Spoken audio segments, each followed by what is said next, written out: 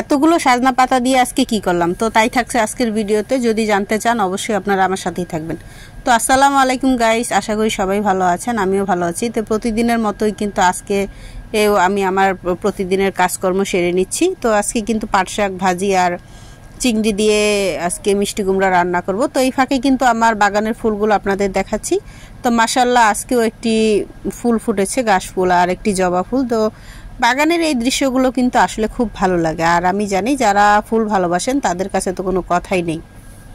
তো চিংড়ি বাছা শেষে কিন্তু এখানে আমি পেঁয়াজ মরিচ এগুলো আগেই কেটে রেখেছি। আর যে টমেটোগুলো দেখতে পাচ্ছেন, এই টমেটোগুলো কিন্তু আমি বের করেছিলাম ফ্রিজ থেকে। এগুলো আমার বাগানের টমেটো, তবে এটা এখানে না, আপনারা জানেন যে এটা বনমালার বাগানের।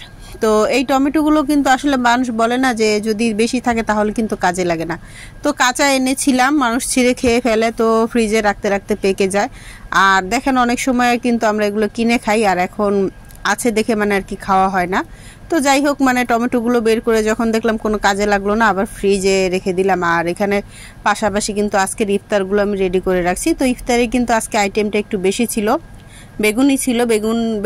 বেগুনগুলো কিন্তু এগুলো আমাদের বাগানের।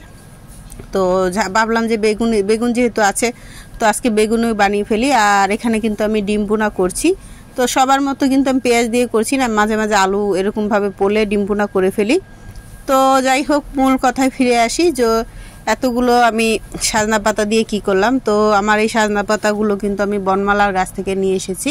আমাদের এখানে গাছ আছে, কিন্তু গাছটা তুলনামূলক ছোট, আর যে পাতা আছে আমার এই কয়টা পাতা দিয়ে হবে না। আপনারা সবাই জানেন সাজনা পাতা কিন্তু খুবই উপকারী শরীরের জন্য এবং স্বাস্থ্যের জন্য। সাজনা পাতা কিন্তু ডায়াবেটিস, হৃদরোগ, কিডনি রোগ সব কিছুর জন্য খুব ভালো কাজ করে। তাই সাজনা পাতাগুলো কিন্তু আমি এগুলো নিয়ে এসে সংরক্ষণ করছি, যে এগুলো আমি শুকাবো, রোদে শুকিয়ে তারপর ব্লেন্ডার করব। তো ব্লেন্ডার করে মানে এগুলো সংরক্ষণ করে আমি আমার আব্বাকে দেব। উনি বলেছেন যে সাজনা পাতা মানে রোদে শুকিয়ে ব্লেন্ডার করে দিতে। তো এই জন্য কিন্তু ওই প্রস্তুতিমূলকভাবেই নিচ্ছি যে কিছুদিন পরে বৃষ্টি চলে আসবে, তো যার কারণে কিন্তু সাজনা পাতা তখন আমি সংরক্ষণ করতে পারবো না। তো এই জন্য সাজনা যেহেতু আমাকে এখন মানে সাজনা পাড়া শেষ গাছ থেকে, তো ওইখান থেকে কিন্তু আমি সাজনা পাতা নিয়ে এসেছি। তো যাই হোক, আপনারাও কিন্তু আমার মতো সাজনা পাতা সংরক্ষণ করতে পারেন নিজেদের জন্য, তাহলে কিন্তু অসময়ে আপনারা খেতে পারবেন। আর আসলে সাজনা পাতা 12 মাসই পাওয়া যায়, তারপরে সংরক্ষণ করলে ভালো।